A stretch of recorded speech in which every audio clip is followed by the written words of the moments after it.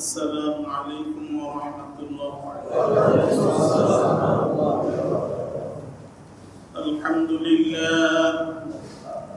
الحمد لله رب العالمين والصلاة والسلام على أشرف الأنبياء والمرسلين اللهم إنا نسألك السداد والتوفيق أعوذ بالله من الشيطان الرجيم بسم الله الرحمن الرحيم ألم تر كيف فعل ربك بأصحاب الفيل ألم يجعل كيدهم في تضليل وأرسل عليهم طيرا أبابيل وقال تعالى في شان حبيبه إن الله وملائكته يصلون على النبي يا أيها الذين آمنوا صلوا عليه وسلموا تسليما اللهم صل على محمد وعلى آل محمد كما صليت على إبراهيم وعلى آل إبراهيم إنك حميد مجيد اللهم بارك على محمد وعلى آل محمد كما باركت على إبراهيم وعلى آل إبراهيم إنك حميد مجيد সম্মানিত মুসলিম ভাইরা, আমরা আল্লাহর অশেষ মেহেরবানিতে আবারও আল্লাহর হুকুম জুমার নামাজ আদায়ের উদ্দেশ্যে আল্লাহর ঘর মসজিদে উপস্থিত হয়েছি। রব্বুল আলামিন আমাদেরকে আরো একটি সপ্তাহ হায়াত দিয়ে সপ্তাহের শ্রেষ্ঠ আমল জুমার নামাজ আদায়ের সুযোগ দিয়েছেন। এজন্য রব্বুল আলামিনের দরবারে শুকরিয়া আদায় করি, আলহামদুলিল্লাহ। আবার শুকরিয়া আদায় করি যে আল্লাহ তাআলা এখনো আমাদেরকে সুস্থ রেখেছেন। যেখানে সবাই অসুস্থ হওয়ার চিন্তায়, অসুস্থ হওয়ার ভয়ে অনেক ভীত অবস্থায় আছে, সে অবস্থায় আল্লাহ তাআলা আমাদেরকে সুস্থ রাখছেন। এজন্য আল্লাহর দরবারে আবার শুকরিয়া আদায় করি, আলহামদুলিল্লাহ। গেল কয়েকদিন আমাদের মুসলমানদের জন্য কিছু সুসংবাদও আছে, খুশির খবরও আছে, আর কিছু দুঃসংবাদও আছে। আসলে জুমার দিনে এক সপ্তাহের একটা পর্যালোচনা করার সুযোগ দিয়েছেন আল্লাহ তাআলা এই জুমার নামাজ। এই জন্য এই পর্যালোচনাগুলো আমাদের করা উচিত, যদিও অনেকের কাছে সব কথা ভালো লাগবে না, তারপরও একটা আলোচনা করা দরকার, বলা দরকার যে আসলে পৃথিবীতে অনেক দেশই এখনো ধর্ম নিরপেক্ষ রাষ্ট্র আছে। আর আমাদের একটা স্লোগান, যারা ধর্ম নিরপেক্ষতাবাদে বিশ্বাসী, যে ধর্ম নিরপেক্ষতা ধর্মহীনতা না, বা তারা বলতে চায় যে যার ধর্ম সে স্বাধীনভাবে পালন করবে, এর নামই ধর্ম নিরপেক্ষতা। কিন্তু আমরা কি দেখতেছি যে তুরস্কের দিকে যদি আমরা তাকাই, যে তুরস্কে এক সময় ছিল ইসলামী শাসন, এবং শুধু তুরস্ক না, প্রায় সারা পৃথিবী শাসন করছে তুর্কিরা। মক্কা মদিনা সব শাসন করছে কারা? তুর্কি। আমরা যখন প্রথম হজে গেছি, তুর্কি যে শাসনালয় ছিল, এখন যেখানে জমজম টাওয়ার ওই বিল্ডিং এর উপরে ছিল তাদের সেই বিল্ডিং। মদিনা শরীফে এখনো আছে, মদিনা শরীফে মেয়রের বাড়ির যে পূর্ব দিকে, ওইখানে এখন একটা মসজিদ আছে, যে মসজিদের নাম হলো তুর্কি মসজিদ, এবং ওখানে একটা রেল স্টেশন আছে, যে স্টেশনে তুরস্ক থেকে রেল আসতো, ট্রেন আসতো, সেই ট্রেন স্টেশন এখনো আছে। সেই তুরস্ক কি হয়েছে, যে কামাল পাশা সে আইসা ওই ইসলামী আদর্শকে উৎখাত করে ধর্ম নিরপেক্ষতা প্রতিষ্ঠা করবে এবং এই আদর্শের ভিত্তিতে সেখানে শিক্ষানীতি সহ সব কিছু চালু হইলে সেখানে মুসলমানরা কি স্বাধীনভাবে তাদের ধর্ম পালন করতে পারে না। বরং যে আয়া সুফিয়া মসজিদ, যেই জমি, যেই স্থাপনা দান করছিল তিনি কিন্তু মসজিদের জন্যই দান করছিলেন। অথচ সেই কামাল পাশা বা তার প্রশাসন সেটাকে জবরদখল করে কি করছে, একটা জাদুঘর বানাইছে, মিউজিয়াম বানাইছে। কিন্তু ৮৬ বছর পরে যখন আবার ওই আদর্শে বিশ্বাসী না তথা ইসলামে বিশ্বাসী মুসলমান যখন ক্ষমতায় আসছে, তাদের কোর্টের রায়ের মাধ্যমে যে জমি দান করা হয়েছিল মসজিদের জন্য, সেখানে মসজিদই হবে। সুতরাং সেখানে আবার মসজিদ হয়েছে এবং সেখানে মুসলমানরা মসজিদের নামাজ আদায় করছে। এটা মুসলমানদের জন্য একটা বিরাট সুসংবাদ। যেই তুরস্কে স্বাধীনভাবে মুসলমানরা ধর্ম পালন করতে পারত না, এর একটা বাস্তব ঘটনা আমার মনে হয় সম্ভবত ২০০১ সাল। আমি মসজিদে নববীতে বসে আসরের পরে মাগরিব বন্ধু করে কোরআন শরীফ পড়তেছি। একজন আমার পাশে একটা লোক, ক্লিন শেভ, একেবারে প্যান্ট শার্ট টাই পরা, কোরআন শরীফ পড়তেছে, কিন্তু সে পড়তেছে মুখস্থ আমি করে দেখি। দীর্ঘ সময় ধরে সে একেবারে কোরআন শরীফ পড়তেছে, তো একেবারে দেদারসে পড়তেছে। আমি ওনাকে জিজ্ঞাসা করলাম, আনতা হাফিজুল কোরআন, আপনি কি কোরআনের হাফেজ? বলছে আলহামদুলিল্লাহ আনা হাফিজুল কোরআন, যে আলহামদুলিল্লাহ আমি কোরআনের হাফেজ। এরপরে আমি জিজ্ঞাসা করলাম, আপনি দেশে কি করেন? তাই বলছে আনা খতিবুল মসজিদ, যে আমি একটা মসজিদের খতিব। তখন বিস্ময় লাগতেছে যে একটা প্যান্ট শার্ট পরা ক্লিন শেভ মানুষ মসজিদের খতিব, কারণ ওনার সাথে একদিন সময় কথা হলো। তারপর জিজ্ঞাসা করলাম যে মা হুকুমুল লিহিয়া ফি শরিয়া, যে শরিয়াতে দাড়ির হুকুম কি? মানে আপনি দাড়ি রাখেন না, ওই কথা না জিজ্ঞাসা করে আমি ওনারে জিজ্ঞাসা করতেছি, আপনি তো খতিব সাহেব নাহেক মানুষ, তাহলে শরিয়াতে দাড়ির হুকুম কি? টপ টপ করে চলতে পানি ছেড়ে দিচ্ছে, কায়দা দিচ্ছে, দিয়ে বলতেছে যে দাড়ি রাখা এটা জরুরি, রাখা উচিত।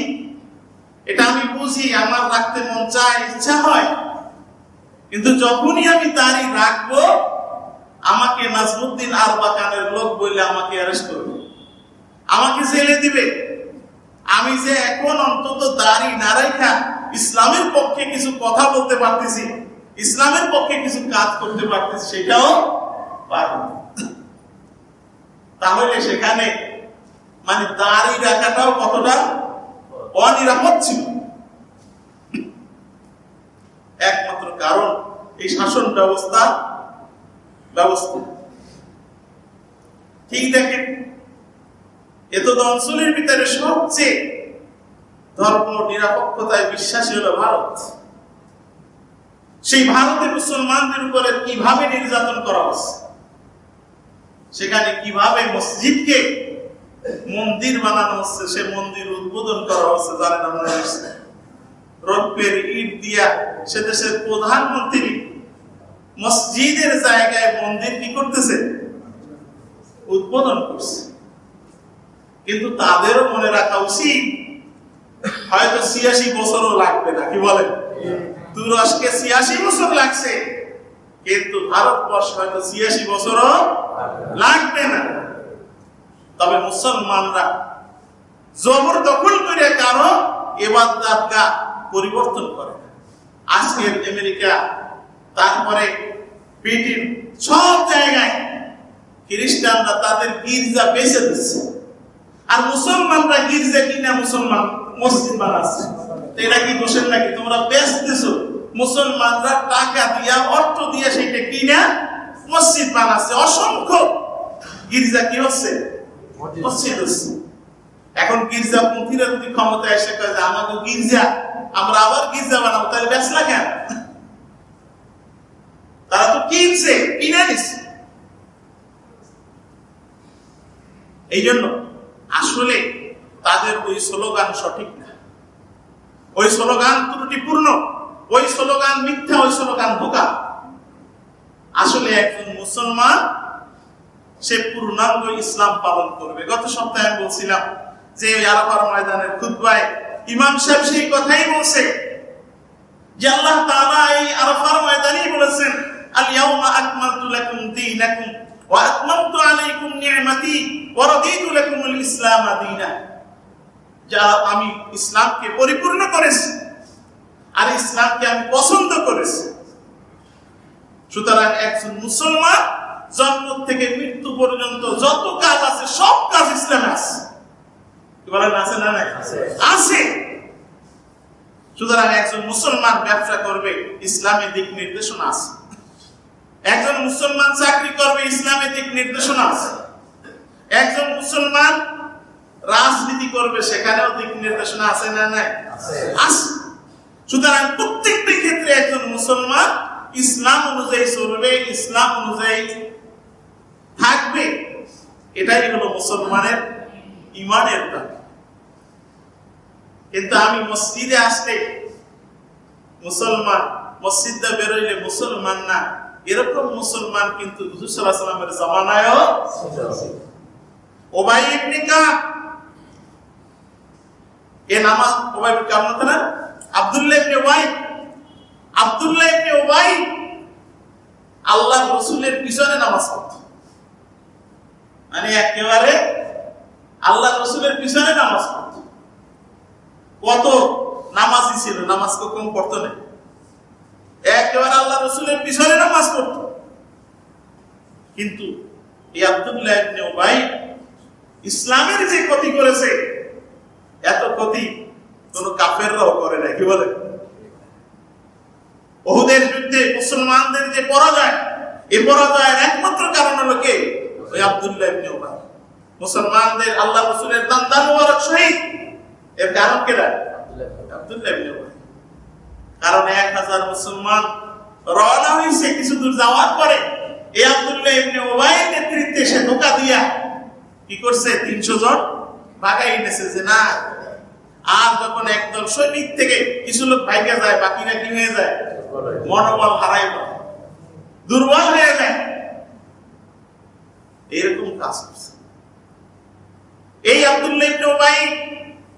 মসজিদে জেরার নির্মাণ করছিল, তাহলে মসজিদও বানাইছে, মসজিদও বানাইছে। কুবা মসজিদের কাছেই এই আব্দুল্লাহ ইবনে উবাই একটা মসজিদ বানাইছে। বানাই আল্লাহর রাসূলকে আব্দুল্লাহ ইবনে উবাই সরাসরি না, আবু আমের নামে এক লোককে দিয়া এই আব্দুল্লাহ ইবনে উবাই করাইছে। এরপর আল্লাহর রাসূলকে দাওয়াত দিছে, ইয়া রাসূলুল্লাহ, আপনি চলেন আমাকে মসজিদ একটু উদ্বোধন করে দিয়ে আসেন, প্রথম নামাজ আপনি পড়াই দেন। আল্লাহ রাসূল সাল্লাল্লাহু আলাইহি ওয়াসাল্লাম তখন তাবুক যুদ্ধে যাবেন, সেই ব্যস্ততা। হুজুর সাল্লাল্লাহু আলাইহি ওয়াসাল্লাম বললেন, তাবুক থেকে ফিরে আসার পরে কি করব? মসজিদ উদ্বোধন করব। আল্লাহ তাআলা আয়াত নাযিল করলেন যে এটা মসজিদ না, এরা যদিও মসজিদ নামে বানাইছে, এদের কর্মকাণ্ড হচ্ছে এই মসজিদে বসে ইসলামের বিরোধিতা করা। এদের কর্মকাণ্ড হচ্ছে মুসলমানদের ভিতরে বিভেদ সৃষ্টি করা। সুতরাং আপনি কখনো ওই মসজিদে যাবেন না। হুজুর সাল্লাল্লাহু আলাইহি ওয়াসাল্লাম তো জাননি, বরং কি করছেন? সেই মসজিদ পুরাই এনেছে। এই জন্য শুধু নামাজ পড়েই মুসলমান হওয়া যাবে না। নামাজ পড়লে আব্দুল্লাহ ইবনে উবাই কোন নামাজ পড়েন, হ্যাঁ, আবার নামাজ বাদ দিলেও মুসলমান থাকা যাবে না কেন? রাসূল সাল্লাল্লাহু আলাইহি ওয়াসাল্লাম বলেছেন, ইত্তাকু রাব্বাকুম ওয়া সাল্লু খামসাকুম ওয়া সুমু শাহরাকুম ওয়া আদ্দু যাকাতা আমওয়ালিকুম ওয়া আতিউ আমরাকুম তাদখুলুল জান্নাতা রাব্বাকুম। রাসূল সাল্লাল্লাহু আলাইহি ওয়াসাল্লাম খুব সহজ করে বলে দিয়েছেন, জান্নাতে যাইতে চাও, তোমার রবের জান্নাতে যাইতে চাও? আমরা সবাই জান্নাতে যাইতেছি। যারা এরকম মসজিদে মুসলমান, বাইরে অমুসলিম, আবার যারা সব জায়গায় মুসলিম, সবাই কিন্তু জান্নাতে যাইতেছে। কিন্তু জান্নাতে যাওয়ার জন্য রাসূল সাল্লাল্লাহু আলাইহি ওয়াসাল্লাম সংক্ষিপ্ত একটা ছক দিয়েছেন। যে ছকের ভিতরে রাসূল সাল্লাল্লাহু আলাইহি ওয়াসাল্লাম বলেছেন, ইত্তাকু রাব্বাকুম, জান্নাতে যদি যাইতে চাও তোমার রবকে ভয় করো। আল্লাহর ভয় আসলে সব জায়গায় কিন্তু তাকওয়া, নামাজের ভিতরে তাকওয়া, রোজার ভিতরে তাকওয়া, হজে তাকওয়া, সব জায়গায় তাকওয়া, আল্লাহর ভয়। আল্লাহরে দেখি না, অনেকে ভয় করতে চাই না, কিন্তু করোনা কি দেখি? কি বলে? তার জন্য বড় একটা শিক্ষা যে করোনারে দেখি না, আবার যার শক্তি আল্লাহর কাছে সামান্য ক্ষুদ্র একটা প্রাণী আল্লাহ, এর ভয়ে আজ সারা পৃথিবী স্তব্ধ। তার ভয়ে আমরা সব ভীতু। কিন্তু আল্লাহর শক্তি, আল্লাহর ক্ষমতা কত বেশি, সে আল্লাহরে কেমন ভয় করা উচিত।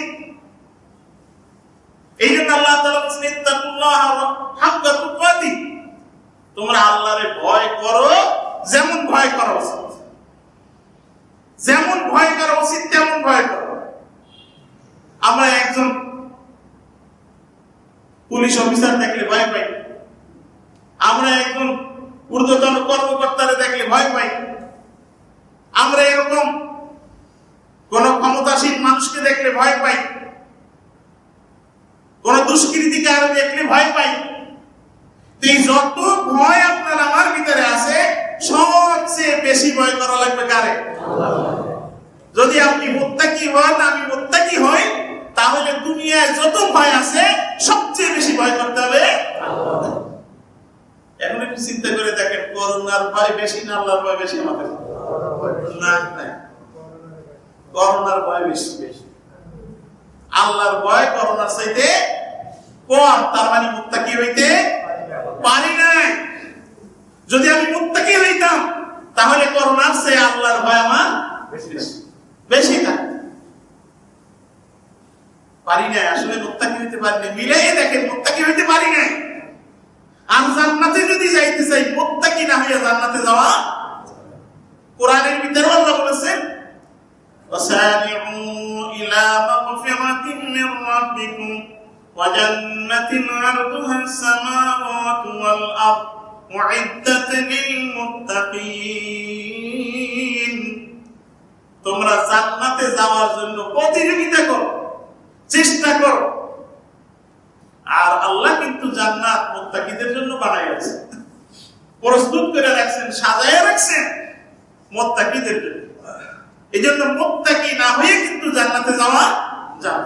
আর আল্লাহ রাসূল বলেন, ইত্তাকু রাব্বাকুম, তোমরা তোমার রবকে ভয় করো, তাদখুলুল জান্নাতা রাব্বাকুম, তাহলে তোমার রবের জান্নাতে প্রবেশ করো। আল্লাহরে ভয় করো, জান্নাতে প্রবেশ করো। কেমন সোজা কথা! আল্লাহরে ভয় করো, জান্নাতে প্রবেশ করো। আল্লাহর ভয় নাই, জান্নাত নাই। আল্লাহর ভয় কেমনি কেমনি আপনার আমার ভিতরে আসবে? এটা কোরআনের ভিতরে অনেক আয়াত আছে, হাদিসের ভিতরে অনেক অসংখ্য হাদিস আছে। আমি এই কথা অনেকবার বলেছি। হযরত আলী রাদিয়াল্লাহু তাআলা এগুলা সব সংক্ষিপ্ত করে চারটি কথা বলছেন। চারটি কথা বলছেন যে তোমার ভিতরে তাকওয়া আছে কি নাই এটা প্রমাণিত হবে যদি তোমার ভিতরে এই চারটি গুণ পাওয়া যায়। চারটি গুণ যদি পাওয়া যায় তাহলে বুঝবা তোমার ভিতরে তাকওয়া আছে, আল্লাহর ভয় আছে। চারটি গুণের ভিতরে এক নম্বর বলেন আল খাউফু বিল জালি, যেখানে যাবা সেইখানে যদি আল্লাহর ভয় আসে। খাইতে গেলে এটা খাবো কি খাবো না, আল্লাহ খাইতে বলছে কিনা, এরকম যদি একটা চিন্তা চেতনা আসে তাহলে বুঝতে হবে কি আল্লাহর ভয় আছে। আমি কোনো অর্থ নেব, তখন যদি আপনার আমার ভিতরে এই ভয় আসে নেব কি নেব না, আল্লাহ নিতে বলছে কি বলে না, এইরকম যদি একটা ভয় আপনার আমার ভিতরে আসে তাহলে বুঝতে হবে কি তাকওয়া আছে। আপনি আমি কোথাও যাব, যাওয়ার ক্ষেত্রে যদি আমি চিন্তা করি এখানে যাওয়ার অনুমতি আছে কি নাই, এইরকম একটা ভয় যদি সবসময় আপনার আমার ভিতরে আসে তাহলে বুঝতে হবে কি তাকওয়া আছে। আর যদি এইরকম কোনো ভয় না আসে তাহলে বুঝতে হবে আপনার আমার ভিতরে তাকওয়া নেই। আর তাকওয়া যদি না থাকে আপনার আমার কপালে জান্নাত। এই জন্য আলী রাদিয়াল্লাহু তাআলা বলেছেন এইটা একটা চিহ্ন, চেনার একটা উপায়। আর দুই নম্বরের উপায় হচ্ছে আর রিদাউ বিল কালিল, অল্পে তুষ্ট থাকে। মুত্তাকি আল্লাহ যা দিয়েছে তাইতে কি থাকবে সন্তুষ্ট থাকবে। আল্লাহ ছেড়ে দিয়েছে আলহামদুলিল্লাহ, আল্লাহ মেয়ে দিয়েছে আলহামদুলিল্লাহ, আল্লাহ সম্পদ দিয়েছে আলহামদুলিল্লাহ, আল্লাহ সম্পদ দেয় নাই আলহামদুলিল্লাহ। কিন্তু ছেলে নাই মেয়ে আছে আফসোস, তাহলে বুঝতে হবে কি নাই আল্লাহর সিদ্ধান্তে সন্তুষ্টি নাই। আবার সম্পদ যা আছে চলে না, আফসোস শুধু আরে আমার এত অভাব কেন, আমার এত কষ্ট কেন, তাহলে বুঝতে হবে কি তাকওয়া নাই। আমার ঘর বাড়ি নাই আফসোস, তাহলে বুঝতে হবে কি তাকওয়া নাই। যদি আমার ভিতরে তাকওয়া থাকে তাহলে আর রিদাউ বিল কালিল, আল্লাহ যা দিয়েছে তাইতে কি আলহামদুলিল্লাহ। আর ছেলে মেয়ে সম্পদ এগুলো আপনার আমার চেষ্টায় হবে না, দেবেন কে আল্লাহ। ইয়াহাবু লিমান ইয়াশাউ যুকুরা ওয়া ইয়াহাবু লিমান ইয়াশাউ ইনাসা, আল্লাহ বলেন যে আল্লাহ কাউকে ছেলে দেন কাউকে মেয়ে দেন, কাউরে দুইটা দেন কাউরে মোটেও দেন না। যার নাই সে যদি হাজারো চেষ্টা করে তার চেষ্টায় কোনদিন দিতে পারবে না। সুতরাং আল্লাহ যা দিয়েছে তাইতে সন্তুষ্ট যদি আমি থাকতে পারি তাহলে আপনি আমি মুত্তাকি হইতে পারবো। আর মুত্তাকি যদি হইতে পারবো আল্লাহর জান্নাতেও প্রবেশ করতে পারবো। এরপরে আলী রাদিয়াল্লাহু তাআলা বলেন ওয়াল আমালু বিত-তানজিল, একজন মুত্তাকি তার সামনে কোরআন আছে আর একদিকে আছে দুনিয়ার সব। মুত্তাকি কোন দিকে থাকবে কোরআন। আজকে ফেসবুকে একটা লেখা পড়তেছিলাম, একজন আলেম লিখছে, লেখাটা আমার খুব ভালো লাগছে। লেখাটা হলো ওনার লেখাটা কইছে আছে কিন্তু সব কারো কারো গায়ে করতে পারে। তো ওনার লেখাটা হলো যে আমাদের কিছু কিছু আলেমরা আছে, আলেমদের কথাই লেখছে, আলেমরা আছে যে তারা উস্তাদ এবং আকাবিরদেরকে এমন ভাবে মানে যদি তার সামনে কোরআন এনে দেওয়া হয় তাও বলবে না হুজুররা কইছে, আমার উস্তাদরা কইছে। কোরআন মানবে না, তারপর কি বলবে উস্তাদ মানবে। এরকম কিছু আলেম আছে। আবার এমন কিছু মুরিদ আছে, পীর সাহেবের এমন কিছু মুরিদ আছে কোরআন সরাসরি দেখাই দিল কয় না আমার হুজুর কইছে। কি বলেন আছে না নাই? আছে। তাহলে সে যতই নামাজি হোক, যতই রোজাদার হোক, যতই জাকির হোক, যতই শাকির হোক, সে কিন্তু মুত্তাকি হইতে পারে।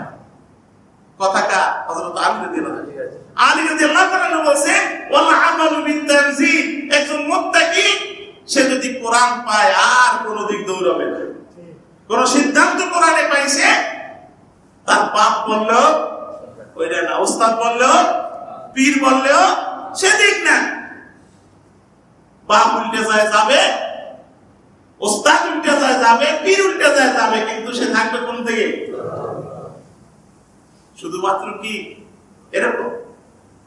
আপনার আমার ওই রাজনীতির ক্ষেত্রেও নেতা একটা বলছে আর কোরআন একটা বলছে, আমাদের অধিকাংশ নেতার কথায় কোরআন কি বলছে ওদিকে নাই, নেতা বলছে বাস সেইটাই আমরা পালন। কিন্তু একজন মুত্তাকি, সে যদি মুত্তাকি হয়, নেতা যতই বলুক দল থেকে তারে বহিষ্কার করলেও সে কোথায় থাকবে? কোরআনের। সে তার থেকে দল থেকে বহিষ্কার হবে, বাপ যদি তেজ্য করে তেজ্য হবে, কিন্তু তারপরে থাকবে কোথায়? কোরআনের।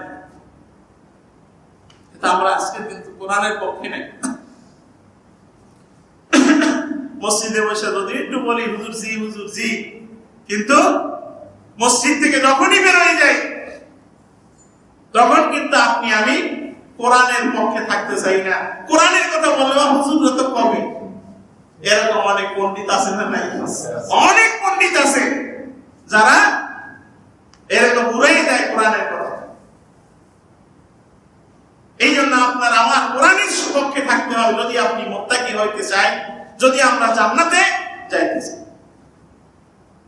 এরপরে আলী রাদিয়াল্লাহু তাআলা বলেন মুত্তাকি হওয়ার আরেকটা গুণ হলো ওয়াল ইস্তিদাদু লিয়াউমির রাহিম, সব সময় মৃত্যুর প্রস্তুতি। সে যখন শোবে চিন্তা করবে যে আমার তো এই শেষ সকালে আর উঠতে পারবো না, মরে যাচ্ছি। আর এইরকম যদি একটা মানুষ হয় যে আমি মরে যাবো, পড়ার জন্য শুইছি, কারো সাথে গন্ডগোল তার থাকতে, কারো সাথে ঋণ থাকতে, দোকানে তার বাকি থাকতে, সে কোনো লোন করতেও পারে না, কারণ আমি তো মরে যাবো, আমার লোন কে পরিশোধ করবে? অনেকে আমরা এরকম আছি যে লোন টোন নিয়ে দিয়ে মানে এমন হয়েছে অযে দেওয়া লাগবে, পরিশোধ করা লাগবে, এরকম চিন্তাই নেই। অনেকে তো এমন আছে দোকানটা বাকি খেলে ওটা যে দেওয়া লাগবে, এরকম চেতনাই নেই। কিন্তু এগুলা মনে রাখবেন বান্দার হক, আর বান্দার হক যেটা হকুল ইবাদ, যেটা এটা আল্লাহ তাআলা মাফ করবেন না। বলতে একটা বলে আল্লাহ মাফ করতে পারে না, না এটা না, এটা ভুল। আল্লাহ পারেন না এমন কিছু নাই, কিন্তু আল্লাহ মাফ করবেন না। আল্লাহ আগেই জানাই দিয়েছেন মাফ করবেন না যতক্ষণ পর্যন্ত ওই বান্দা মাফ না করে। অনেকেই আমরা এরকম আসি যে কোথায় গেছি, চার দোকানে চা খাই আসছি, পয়সা দিনে খুঁজা পাবো আর দিতে পারবো, অবস্থা কি হবে? এটা আমি আগেও অনেকবার বলেছি, আবার যেহেতু প্রসঙ্গ আসছে বলতে হয়। একদিন হুজুর সাল্লাল্লাহু আলাইহি ওয়াসাল্লাম সাহাবায়ে কিরামদেরকে জিজ্ঞাসা করলেন মাল মুফলিস, এটা আমি আগে কিছুদিন আগে একদিন বলছি যে হুজুর মুফলিস কা, সর্বহারা কা। আমরা তো মনে করি সর্বহারা হচ্ছে ওই রাতের মাটি নাকি, সর্বহারা হচ্ছে যারা অন্যের লুটে মিটে খায়, না হলো কি সর্বহারা? কিন্তু আল্লাহর রাসূল কাদেরকে সর্বহারা বললেন? সাহাবায়ে কেরাম বললেন যার টাকা নাই, পয়সা নাই, ঘর নাই, বাড়ি নেই, সেই তো সর্বহারা। হুজুর সাল্লাল্লাহু আলাইহি ওয়াসাল্লাম বললেন না, যার ঘর নাই, বাড়ি নাই, টাকা নাই, পয়সা নাই, সে সর্বহারা না। সর্বহারা হলো ওই ব্যক্তি যে দুনিয়ায় অনেক ইবাদত বন্দেগী করবে, নামাজ পড়বে, তাহাজ্জুদ করবে, ইশরাক করবে, আওয়ামিন করবে, অনেক নামাজ পড়বে, অনেক রোজা রাখবে, রমজানের রোজা রাখবে, নফল রোজা রাখবে, আইয়ামে বীজের রোজা রাখবে, অনেক মানুষ আছে, অনেক দান সদকা করবে। কিয়ামতের দিন অনেক ইবাদত বন্দেগী নিয়ে আল্লাহর সামনে হাজির হবে। পাশাপাশি সে মানুষের ঋণ থাকবে, মানুষের উপরে জুলুম করছে, অত্যাচার করছে, মানুষকে কষ্ট দিছে, কথা দিয়ে কষ্ট দিছে, আচরণে কষ্ট দিছে। কিয়ামতের দিন আল্লাহ বলবে বান্দা ইবাদত তো অনেক করছো, কিন্তু তুমি তো অমুক দোকানের ঋণী ছিলা, ঋণ পরিশোধ করো। তো বান্দা বলবে আল্লাহ এখন পরিশোধ করবো, টাকা পাবো কই? কি বলে টাকা থাকবে? থাকবে না।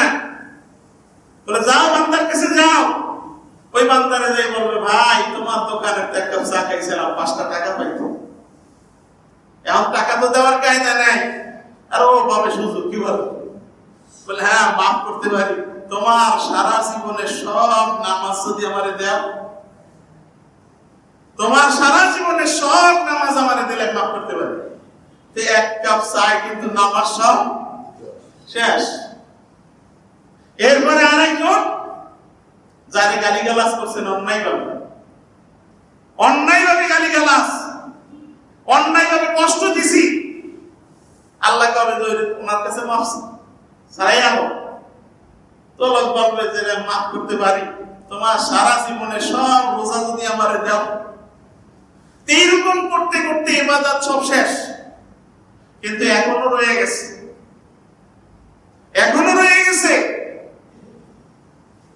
তখন ওই বান্দা বলবে যে আল্লাহ এখন তো আর আমার ইবাদত বন্দেগী নাই, কি করব? আর ওই সমস্ত ব্যক্তিরা বলবে হ্যাঁ মাফ করতে পারি, আমি সারা জীবন নামাজ পড়ি না, এই গুনাহগুলো সব নেও, আমি রোজা রাখি না, এই গুনাহগুলো নেও। এইরকম গুনাহ নিতে নিতে গুনার বোঝা নিয়ে আল্লাহর সামনে হাজির। আল্লাহ রাসূল বলেন এইটা হলো মুফলিস, এইটা হলো সর্বহারা।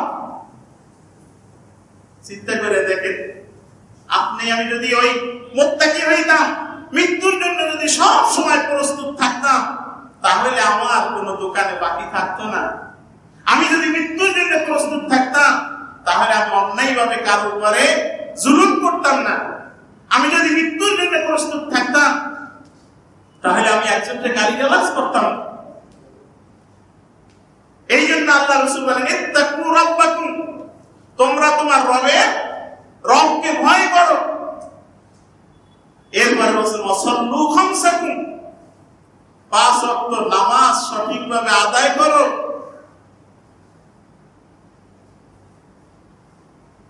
এখন 5 ওয়াক্ত নামাজ সঠিকভাবে আদায় করা।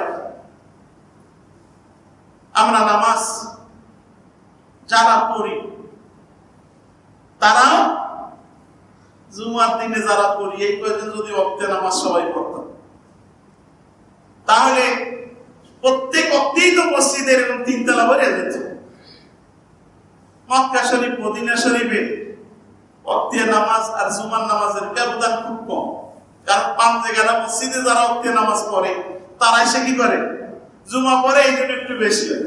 কিন্তু সব ওয়াক্তেই মুসল্লি কেমন? সমান। আর আমাদের ওয়াক্তিয়া নামাজের চেয়ে সব মসজিদে জুমার মুসল্লি অন্তত 20 গুণ, কি বলে? অন্তত 20 গুণ। তাহলে তো আমরা 5 ওয়াক্ত নামাজ সঠিকভাবে পড়ি না, জুমার নামাজটা সঠিকভাবে পড়ি।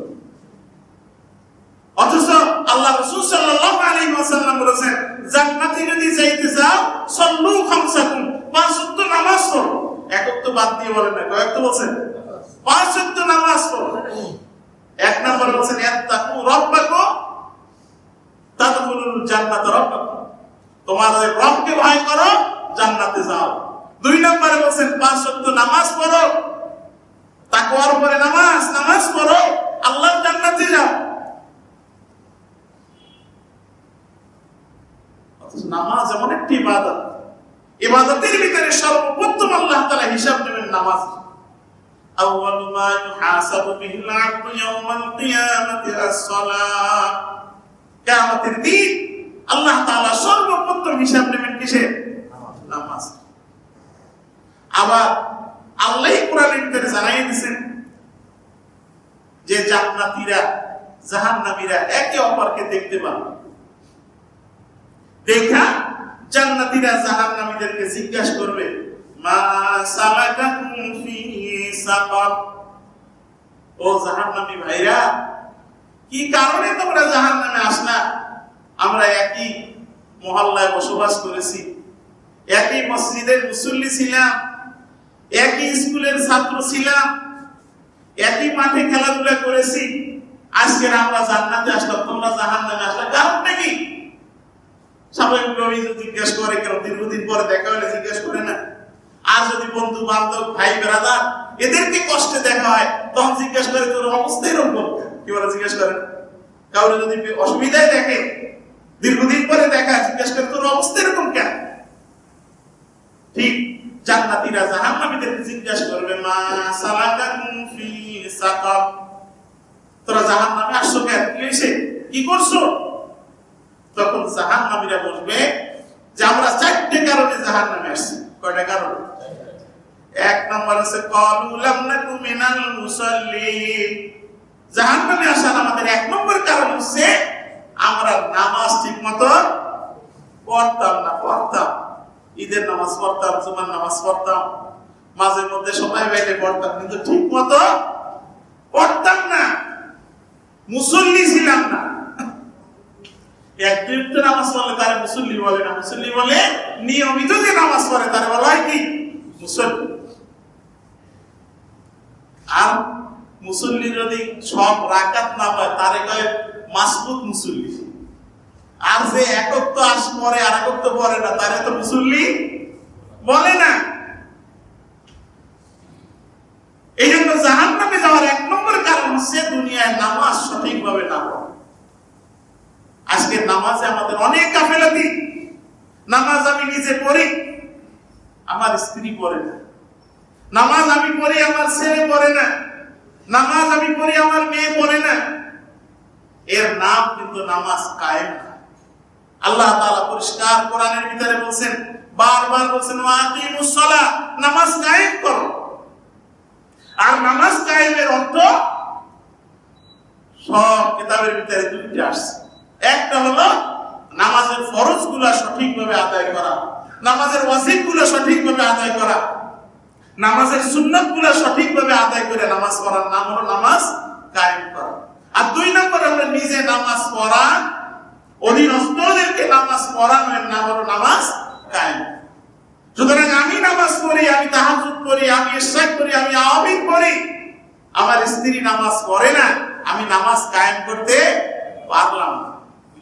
আমি নামাজ পড়ি, আমি 5 ওয়াক্ত নামাজ পড়ার জায়গায় 10 ওয়াক্ত পড়ি, আমার ছেলে নামাজ পড়ে না, তাহলে আমি নামাজ কায়েম করতে পারলাম না। অথচ আল্লাহ তাআলা নামাজ কায়েম করতে বলেছেন। আমাদের তো এখন চিন্তা চেতনাই গন্ডগোল। আমি এই ঘটনা অনেকবার বলছি, আমি কিন্তু নাম ধরে বলি না, যেন বিবাদ হবে না, আর শিক্ষার জন্য বলছি। একদিন আগে বলছি, মনে আছে অনেকের, হয়তো অনেকের নাই। একজনের বাসায় গেলাম, যাই দেখি উনি মসজিদে ফজরের নামাজ পড়ে জিকির করতেছে, মাথায় পাগড়িও আছে, জিকির করতেছে। আমার লজ্জা লাগছে যে আমি ইমাম সাহেব মানুষ, আমি ফজর পড়িয়া আইসি দুনিয়াবি কাছে, আর উনি কি সুন্দর জিকির করতেছে, খুব দাঁড়াই রয়েছি, আর ওনারে ডিস্টার্ব করি নাই। উনি নামাজ পড়ে একেবারে জিকির করে অনেক সময় রাস্তায় দাঁড়াইছে, এরপর বেরোইছে। বেরোয় ওনার সাথে সাথে বাসায় গেছি। বাসায় যাই দেখতেছি যে খাটের উপরে দুইটা একবার সোজা হয়ে শুয়ে রয়েছে। আমি ওনার জিজ্ঞেস করলাম, এরা কারা? খুলনার ঘটনা, এগুলো বাইরের ঘটনা না, খুলনার ঘটনা। এরা কারা? তাই হুজুর, এরা আমার ছেলে। তাই বলে ওরা কি ফজর নামাজ পড়ছে? না, ওরা খুলনা ইউনিভার্সিটিতে পড়ে, তো অনেক রাত পর্যন্ত পড়াশোনা করছে, প্র্যাকটিক্যাল করছে, এই জন্য ওরা নামাজ পড়ে না। আমি বললাম যে তাহলে আপনার তো এই ফজরের পরে ওই এক্সট্রা আমি না পড়লে ওগো নিয়ে ফজরের নামাজ যদি বাসায়ও পড়তে, তাহলে সেইটা আপনার জন্য লাভ বেশি ছিল না কম? বেশি ছিল। আমাদের কিন্তু অনেকেরই চিন্তা চেতনা এরকম যে ওরা ছোট মানুষ, ইউনিভার্সিটিতে পড়ে, তাহলে কি ছোট মানুষ। আর আল্লাহ তাআলা বললেন যে, আল্লাহ রাসূল বললেন, মুরু আওলাদাকুম ইযা বালাগু সাবা, তোমার ছেলের বয়স, সন্তানের বয়স যখন 7 বছর হয় তখন থেকে নামাজের তাকিদ করো, কারণ তখনই বড় হয়ে গেছে। তাহলে সন্তান ছোট থাকে কতদিন? 7 বছরের আগ পর্যন্ত। কিন্তু নামাজের জন্য সন্তান বড় হয় কয় বছরে? 7 বছর। আবার অনেকে আমরা এমন আছি যে নিজে নামাজ খুব পড়ি, কিন্তু ওদিকে খোঁজ খবরই রাখি না। আচ্ছা আল্লাহ তাআলা বলেন কু আনফুসাকুম ওয়া আহলিকুম নারা, তুমি একা একা জাহান্নাম থেকে বাঁচতে যাইও না, তুমি নিজেও বাঁচো, পরিবার পরিজনকেও জাহান্নাম থেকে বাঁচো। হাদিসের কয়টা অংশ? এক নম্বর হলো ইত্তাকু রাব্বাকুম, তোমাদের রবকে ভয় করো। দুই নম্বর হলো সাল্লু খামসাকুম, তিন নম্বর আছে সুমু শাহরাকুম, চার নম্বর আছে ওয়াতু যাকাতা আমওয়ালিকুম, পাঁচ নম্বর আছে আতিউ রাব্বাকুম। এই পাঁচটা কাজ করো, তাদখুলুল জান্নাত রাব্বাকুম, তোমার জন্য জান্নাতের দরজা খোলা, জান্নাতে যাইতে পারবা। দুইটা আলোচনা করছি, বাকি তিনটা ইনশাআল্লাহ আগামী সপ্তাহে যদি সময় পেয়ে আলোচনা করব। আল্লাহ তাআলা আমাদের সকলকে আজকের আলোচনার উপর আমল করার তৌফিক দান করুন। যারা সুন্নাত করি না সুন্নাত করি। আসসালামু আলাইকুম ওয়া রাহমাতুল্লাহ।